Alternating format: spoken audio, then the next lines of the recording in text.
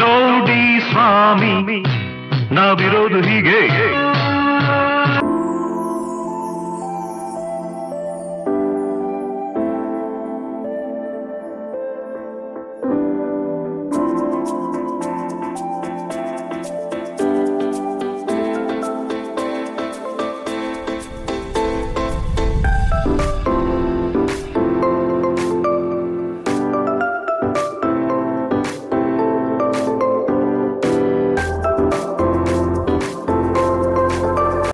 Hi, ಎಲ್ಲರಿಗೂ ನಮಸ್ಕಾರ. ಹಾಗೆ ಬೆಳಗಿನ ಶುಭೋದಯ ಎಲ್ಲರಿಗೂ. ನೋಡಿ, ಒಂದು ಉದಯಿಸುತ್ತಿರುವ ಸೂರ್ಯ ಎಷ್ಟು ಅದ್ಭುತವಾಗಿದೆ ಅಲ್ವಾ? ಸೂರ್ಯ ಉದಯಿಸ್ತಾ ಇದ್ದಾನೆ. ನಮ್ಮ ಬಾಲ್ಕನಿಯಿಂದ ನಿಂತ್ಕೊಂಡು ಪೂರ್ವ ದಿಕ್ಕಿನ ಕಡೆಗೆ ನೋಡಿದ್ರೆ ಪ್ರತಿದಿನ ನಮಗೆ ಈ ಸೂರ್ಯನ ದರ್ಶನ ಆಗತ್ತೆ. ತಾನೇ ಹುಟ್ಟುತ್ತಾ ಇರೋ ಸೂರ್ಯ ಮತ್ತು ಗೂಡುಗಳನ್ನು ಬಿಡ್ತಾ ಇರೋ ಹಕ್ಕಿಗಳು, ಆ ಚಲಿಸ್ತಾ ಇರೋ ಮೋಡಗಳು, ಎಷ್ಟು ಒಂದು ಅದ್ಭುತವಾದ ವಿಹಂಗಮ ನೋಟ ಇದು. ಹಾಗೆ ನನಗೆ ಈ ಉದಯಿಸುವ ಸೂರ್ಯ ನೋಡ್ತಾ ಇದ್ದರೆ ಇನ್ನೊಂದು ನೆನಪಾಗುತ್ತೆ. ಏನಂದರೆ, ನನಗೆ ಕುವೆಂಪು ಅವರು ಬರೆದಿರುವ ಮಲೆನಾಡಿನ ಚಿತ್ರಗಳು ಪುಸ್ತಕದಲ್ಲಿ ಕೆಲವೊಂದು ಸಾಲುಗಳನ್ನ ಬರೆದಿದ್ದಾರೆ. ಭಾಳ ಅದ್ಭುತವಾಗಿದೆ ಅದು ಓದ್ತಾ ಇದ್ದರೆ.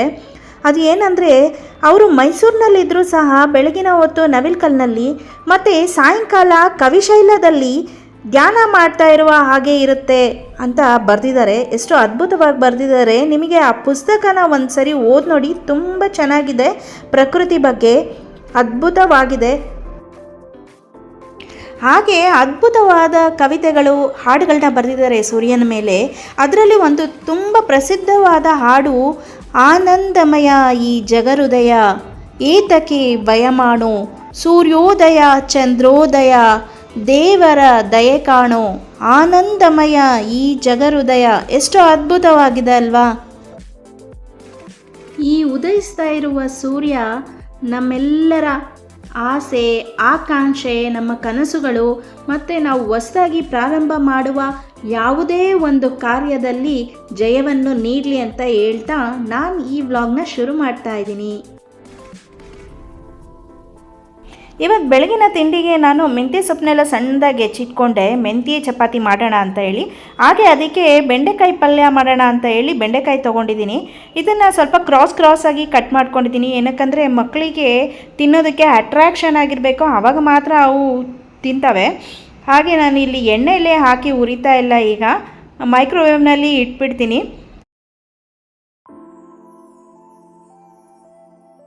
ನೋಡಿ, ಈಗ ಫ್ರೈ ಆಗ್ತಾ ಇದೆ. ನಾನು 1 ಸ್ಪೂನ್ ಆಯಿಲ್ ಹಾಕಿ ಇಟ್ಟಿರ್ತೀನಿ. ಮಧ್ಯದಲ್ಲಿ ಒಂದು ಸರಿ ಚೆಕ್ ಮಾಡಿ ಇಟ್ಟಿರ್ತೀನಿ. ಹೀಗೆ ಮೇಲ್ಗಡೆ ಕೆಳಗಡೆ ಮಾಡಿ ಬೆಂಡೆಕಾಯಿನ ಫ್ರೈ ಆಗಿರುತ್ತೆ. ಈಗ ಆಗಿದೆ ಫ್ರೈ, ಇದು ಚೆನ್ನಾಗೇ ಆಗಿರುತ್ತೆ. ಹಾಗೆ ನಾನಿಲ್ಲಿ ಈರುಳ್ಳಿ ಎಲ್ಲ ಹೆಚ್ಕೊಂಡಿದ್ದೆ. ಈರುಳ್ಳಿ, ಟೊಮೊಟೊ ಮತ್ತು ಕಾಯೆಲ್ಲ ತುರ್ಕೊಂಡಿದ್ದೆ ಪಲ್ಯಕ್ಕೆ ರೆಡಿ ಮಾಡ್ಕೊಳ್ಳೋಣ ಅಂತ ಅಂದು.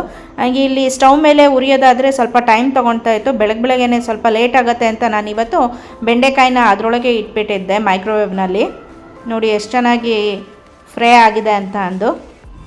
ಮತ್ತು ಈ ಮೈಕ್ರೋವೇವ್ನಲ್ಲಿ ಫ್ರೈ ಮಾಡ್ಕೊಳೋದ್ರಿಂದ ಆ ಬಣ್ಣ ಏನೂ ಹೋಗಲ್ಲ, ಅಂದರೆ ಹಸಿರು ಬಣ್ಣ ಹಾಗೇ ಇರುತ್ತೆ ಬೆಂಡೆಕಾಯಿ. ನಾವು ಬಾಣಲಿಲಿ ಎಣ್ಣೆ ಹಾಕ್ಕೊಂಡು ಹುರ್ಕೊಂಡ್ರೆ ಸ್ವಲ್ಪ ಕಪ್ಪು ಅಂತ ಅನಿಸುತ್ತೆ. ಹಾಗೆ ಇವತ್ತು ಪಲ್ಯ, ಚಪಾತಿ ಎಲ್ಲ ರೆಡಿ ಮಾಡಿ ನನ್ನ ಮಗಳ ಬಾಕ್ಸಿಗೆ ಹಾಕಿ ಕಳಿಸ್ದೆ. ಪಲ್ಯ, ಚಪಾತಿ ಮತ್ತು ಸ್ನ್ಯಾಕ್ಸ್ ಹಾಕಿ ಕಳಿಸ್ದೆ. ನಾನು ಡ್ರೈ ಫ್ರೂಟ್ಸ್ ಉಂಡೆ ಮಾಡಿದ್ನಲ್ಲ, ಅದನ್ನೇ ಹಾಕಿ ಕಳಿಸ್ದೆ. ಇದು ನಮ್ಮ ಯಜಮಾನ್ರ ಬಾಕ್ಸಿಗೆ ಪಲ್ಯ ಮತ್ತು ಚಪಾತಿ ಪ್ಯಾಕ್ ಮಾಡ್ತಾ ಇದ್ದೀನಿ. ಇವತ್ತೊಂದು 2 ತುಂಬ ಇಂಪಾರ್ಟೆಂಟ್ ಕೆಲಸ ಮಾಡಬೇಕು. ಮೊದಲನೇದೇನೆಂದರೆ, ಹಾಲು ಕಾಯಿಸಿ ನಾನು ಅದ್ರ ಕೆನೆನ ತೆಗೆದಿಟ್ಕೊಂಡು ಸ್ಟೋರ್ ಮಾಡ್ಕೊತಾ ಇದ್ದೆ. ಅದರದ್ದು ತುಪ್ಪ ಮಾಡಬೇಕು. ಹಾಲು ಕಾಯಿಸ್ಬಿಟ್ಟು ಒಂದು ಅರ್ಧ ಪ್ಲೇಟ್ ಮುಚ್ಚಿದ್ರೆ ಹಾಲನ್ನ ಗಾಳಿ ಆಡಂಗೆ ಬಿಟ್ಟರೆ ಕೆನೆ ಚೆನ್ನಾಗಿ ಕಟ್ಟುತ್ತೆ. ನೋಡಿ, ಇದೇ ಕೆನೆ. ಬೆಣ್ಣೆ ತೆಗೆದೇ ಆಯಿತು, ತುಪ್ಪನೂ ಕಾಯಿಸಾಯಿತು. ನಾನು ಇವತ್ತು ಹಾಗೆ ಅಡುಗೆಗೆ ನಾನು ಮೂಲಂಗಿ ಸಾರು ಮಾಡಿದ್ದೆ. ಸೋನು ಬಂದಳು, ಅದಕ್ಕೆ ಅನ್ನ ಸಾರು ಮತ್ತು ಮಾಡಿರೋ ತುಪ್ಪನ ಹಾಕ್ಕೊಡ್ತಾ ಇದ್ದೆ. ತುಂಬ ರುಚಿಯಾಗಿ ಬರುತ್ತೆ. ನೀವು ಒಂದ್ಸರಿ ಟ್ರೈ ಮಾಡಿ. ನಾನು ಡಿಸ್ಕ್ರಿಪ್ಷನಲ್ಲಿ ಲಿಂಕ್ ಹಾಕಿರ್ತೀನಿ.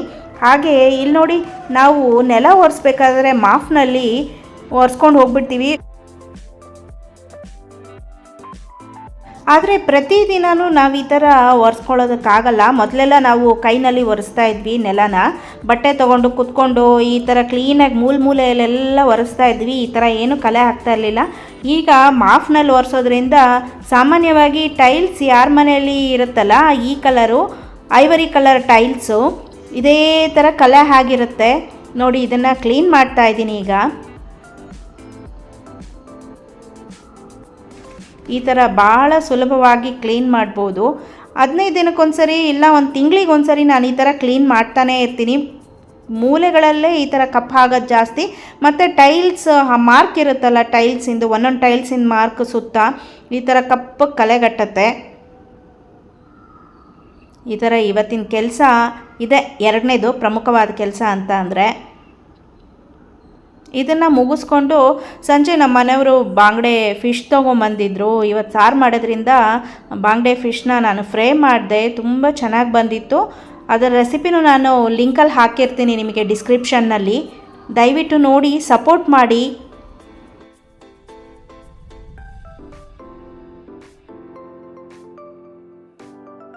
ನನ್ನ ವಿಡಿಯೋ ನಿಮಗೆ ಇಷ್ಟ ಆಗಿದರೆ ಆದಷ್ಟು ಶೇರ್ ಮಾಡಿ, ಸಪೋರ್ಟ್ ಮಾಡಿ, ಸಬ್ಸ್ಕ್ರೈಬ್ ಮಾಡ್ಕೊಳ್ಳಿ. ಹಾಗೆ ಫೇಸ್ಬುಕ್ಕಲ್ಲಿ ಮತ್ತು ಇನ್ಸ್ಟಾಗ್ರಾಮ್ನಲ್ಲಿ ಫಾಲೋ ಮಾಡಿ.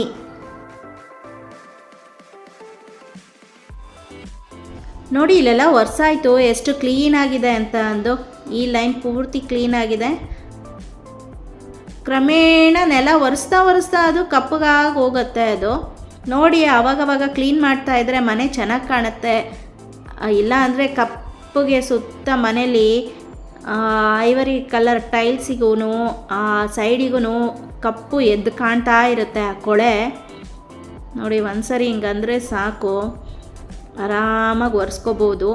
ನೋಡಿ ಆ ಮೂಲೆ ಎಷ್ಟು ಕಪ್ಪಾಗಿದೆ ಅಂತ ಅಂದು.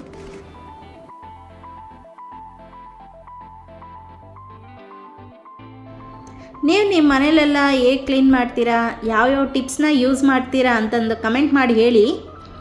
ಹಾಗೆ ನಾನು ಮಾಡೋ ಪ್ರತಿಯೊಂದು ರೆಸಿಪಿನೂ ಟ್ರೈ ಮಾಡಿ. ಮನೇಲಿ ಟ್ರೈ ಮಾಡಿದ್ಮೇಲೆ ಹೇಗಾಗಿತ್ತು ಅಂತಲೂ ಕಮೆಂಟ್ ಮಾಡಿ ಹೇಳಿ. ನಿಮಗೆ ಯಾವ ರೆಸಿಪಿಗಳು ಇಷ್ಟ ಆಗಿದೆ ಅಂತಲೂ ಕಮೆಂಟ್ ಮಾಡಿ.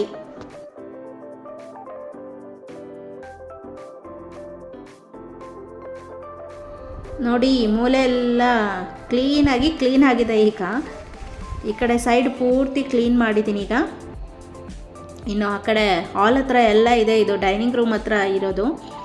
ಎಲ್ಲ ಈ ಸೈಡೆಲ್ಲ ಕ್ಲೀನ್ ಮಾಡ್ಕೊಂಡಿದ್ದೀನಿ ಪೂರ್ತಿ. ಈಗ ನೋಡಿ ಎಷ್ಟು ಚೆನ್ನಾಗಿ ಕಾಣ್ತಾ ಇದೆ. ಆವಾಗಲಿಂದಕ್ಕೂ ಈಗಿಂದಕ್ಕೂ ಎಷ್ಟೊಂದು ಡಿಫ್ರೆನ್ಸ್ ಇದೆ ಅಲ್ವಾ. ಹಾಗೆ ಇದನ್ನೆಲ್ಲ ಕ್ಲೀನ್ ಮಾಡಿ ಆಯಿತು.